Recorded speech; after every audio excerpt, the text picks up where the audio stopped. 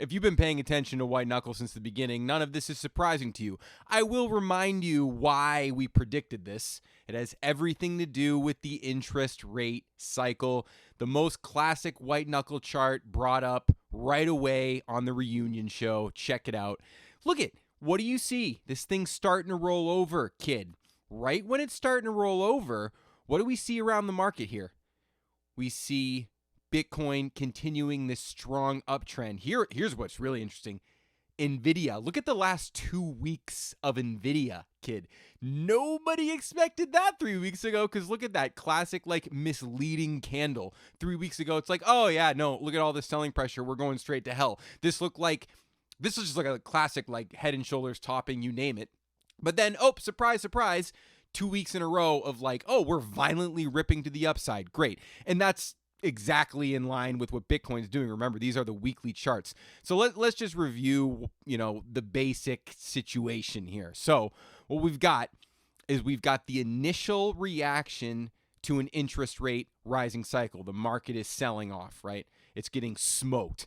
Interest rates are early on moving with aggressive velocity. The market is adjusting by basically just selling off and getting smoked to the downside. But then we look here in October and we see this massive bottoming. It's forming relatively close to the time that the velocity of interest rates seems to be decreasing. So we speculated this was probably a major bottom. That was due to the fact that interest rates had already risen so much. And as we've stated many times, the market tends to catch up with the interest rate rising cycle once the interest rates have already reached a cruising speed. And that's kind of what we see here back in October of 2022. So where are we getting these theories from? We're just getting them from the past, right? Look at this, right? Let's go back to the classic, the 2008, right? Market rising with interest rates rising, right? They're moving in the same direction. And then interest rates go flat, right? They stop rising. What does the market do? It continues to rise only a little bit higher before a major deflationary event.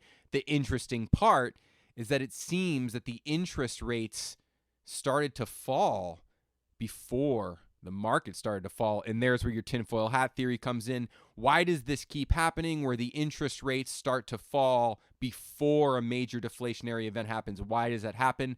I'm not saying I know the answer, but it's just a phenomenon that we observe that's very interesting. Why is it that the interest rates are falling leading into March 2020? Right? That one's the one that is the spooky one, because it's like, did they literally know about, COVID? Did they front run that?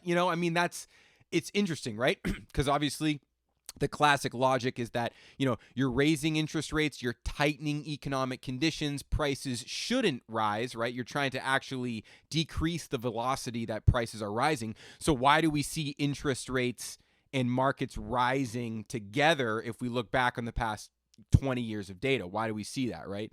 Look, you see where my mouse is, right? Just look at these. Look for yourself. This is old news on the White Knuckle Report, but I'm just reminding you that that's why everything is happening the way it's happening, right? We're getting to the top of the interest rate rising cycle. This is where the market gets very frothy. It's getting very frothy. It's going to get very euphoric, but this is setting up for a major deflationary event, right?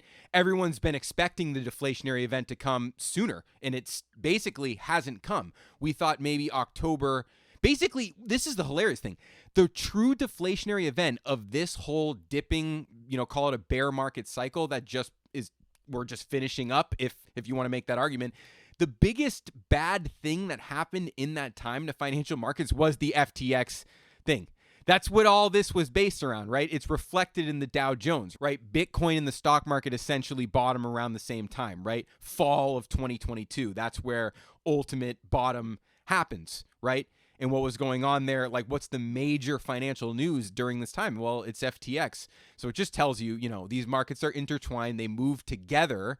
And if they move together, then they're somehow related to the movement of interest rates. We speculate what that relationship is, but I'm offering, the classic white knuckle evidence that, during an increase in interest rates, the market is rising under inflationary pressure, right? The interest rates are rising to curb the inflation, but the inflation is still happening, right? And that's reflected in prices rising in the market, right? That's exactly what you're seeing from, 2015 all the way into 2019, right? Prices are rising because of inflation, and interest rates are also rising in an effort to curb that inflation, right? So then interest rates fall almost like they knew deflation was coming, right? They fall ahead of deflation. That's what happened leading into 2020. That's what happened leading into 2008. Yo, hype the demographic, caught in that crosstown traffic.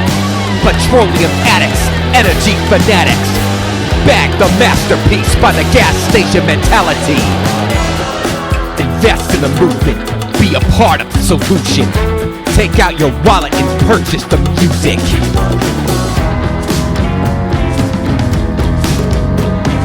Catalyze your own psychological revolution. You can see on the Dow Jones very clearly that interest rates pick up speed to the downside, and then the market does. And then it's only when the interest rates actually begin rising that you have like a bull market in earnest going. I mean, that's clearly what you see in the past 20 years, right? So that's kind of why we've been holding this theory that the cycle is not over. We didn't actually think this was the top of the market in, the end of 21, beginning of 22, right? When the market was topping there, we didn't really think that was the end of the cycle, because the cycle is actually only going to end after the interest rate cycle ends, right? So we're like at the halfway point of the interest rate cycle. They're probably going to come down relatively soon.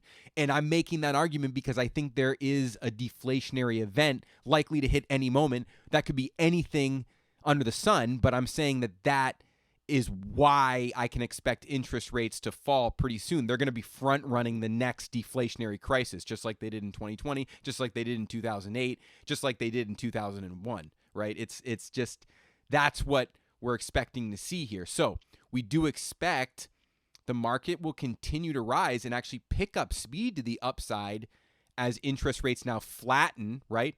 That has that psychological effect on the market that, oh, great, no more increasing my credit card bills. I can spend more money on things, including equities and clothing. And then that is reflected in the market. That's inflation, right? That's going to be caused by interest rates going flat, right? We're going to get a burst of spending when they go flat.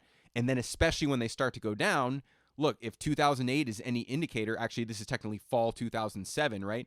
The interest rates officially start to move down in June 2007. Market continues to move up, has an all-time high in October of 2007. Interest rates are well on their way down straight to zero by the time the market finally reverses. So that's the same theory that we've had the whole time. That's what we expect the markets to do here. We expect an all-time high to emerge as interest rates complete their move to the upside, begin their move to the downside, front-running whatever deflationary crisis is around the bend. And that's just going to be prices moving upward due to inflation now caused by interest rates reversing, right? So that will put inflationary pressure on the market. But the point is, it's short-lived inflationary pressure on the markets. Remember, all of the upside violent moves of the market always end with a down move, right? So yeah, it's going to get violent to the upside because that's kind of your indicator that, oh yeah, you're coming to the end of this move here. You're coming to the end of this major bull market that's basically lasted since 2008, right? Potentially. That's actually not even a given. This thing could actually still continue to uptrend for years, actually. But see, that seems unlikely because interest rates are already turning the corner, right? So like I said many months ago, if interest rates continue to rise, then the market will continue to rise. That means there's no deflationary event coming, right? But because it seems that the interest rate cycle to the upside is completing, it seems unlikely that there's enough inflationary pressure on the market to keep this thing marching on higher and higher forever and ever. It's more like there is a deflationary event coming very soon. The Federal Reserve is front running that. That's what the interest rates are beginning to reflect. And that's just going based off history. So what does that mean, right? I mean, that seems to align with Bitcoin rising, being in a rising phase. And you look around, you see the US dollar showing a lot of weakness here, really getting stuffed. You know, I mean, what does that say? What if this thing is about to take a dump? You know what I mean? That would make a lot of sense. Look how violently it moved up for a very long time. And it kind of resulted in this sort of like bearish consolidation that did break to the downside to confirm that it was bearish. So that doesn't look great on the US dollar. But then, like, also I love NVIDIA, right? Like just showing the technology, right? I use NVIDIA as like a technology indicator, leading indicator for what technology is going to do. We've talked many times, you know, crypto, finance, that's technology, finance coming together. Technology and finance are merging essentially. So NVIDIA plays a role in crypto plays a role in NVIDIA and all that, you know what I mean? All the classic things. So if we see NVIDIA moving up, I mean, that's telling you that money is looking for value and it's betting on the upside, because that is a strong move. And it's actually pretty unexpected, honestly, because if I'm looking technically, this is just here, I'm just going to give an insight into how I actually look at trends and why everyone got fooled by NVIDIA. Look at NVIDIA. You have high, right, at the 1618 predictable level, right, come down, have a nice retrace to the upside, but ultimately form a lower high, then to fall lower to ultimately form a lower low.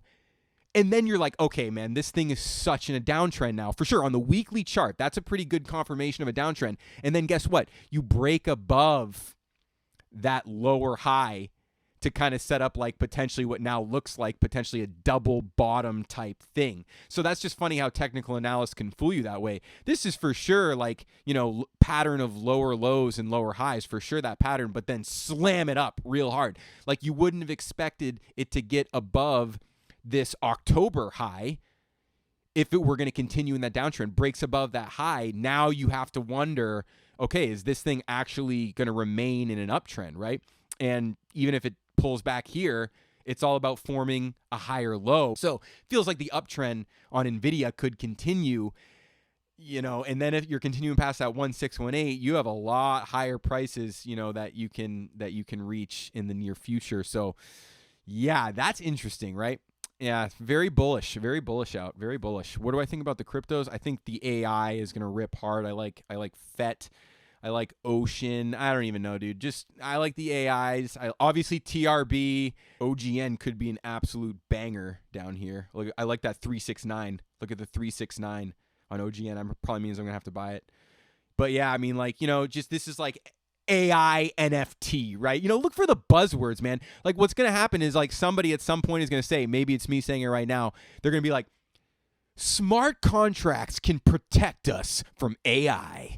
And then crypto rocket ship to the moon, right? That's the narrative. You know, you got it, right? I don't have to say it again, but that's what you're looking for. Look for the AI NFT sort of sector and realize that it's really going to be smart contracts integrating with AI, and that's going to be your new future reality of everything, right? So there you go. So yeah, I like OGN at the old 369. All right, so that's about it for you.